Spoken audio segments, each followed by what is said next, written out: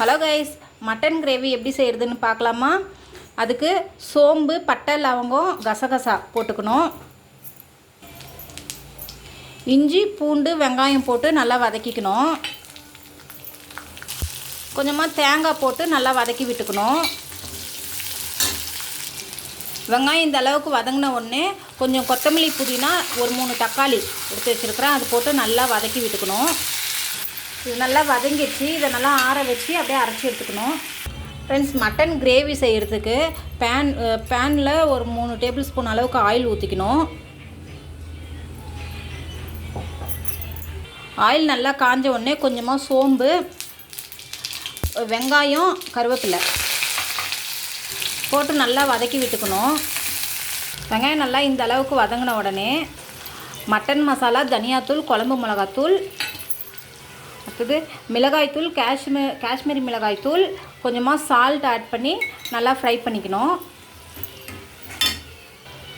இப்போ மட்டன் நல்லா வேக வச்சு வச்சுருக்கேன். அந்த மட்டன் ஆட் பண்ணி நல்லா இந்த மசாலா மட்டன் கூட ஆட் ஆகிற அளவுக்கு நல்லா மிக்ஸ் பண்ணி விட்டுக்கணும். இங்கே பாருங்கள், மசாலாலாம் நல்லா மிக்ஸ் ஆகிடுச்சு. இப்போ நம்ம அரைச்சி வச்சுருக்கிற பேஸ்ட் இதில் ஆட் பண்ணிக்கணும். ஆட் பண்ணி நல்லா மிக்ஸ் பண்ணிக்கணும். பாருங்கள், இப்போ மட்டன் வேக வச்ச தண்ணியும் அதில் ஆட் பண்ணிக்கணும். ஆட் பண்ணிவிட்டு நல்லா ஒரு மிக்ஸ் கொடுத்துட்டு மூடி போட்டு நல்லா ஒரு 10-15 நிமிஷம் கொதிக்க விடணும்.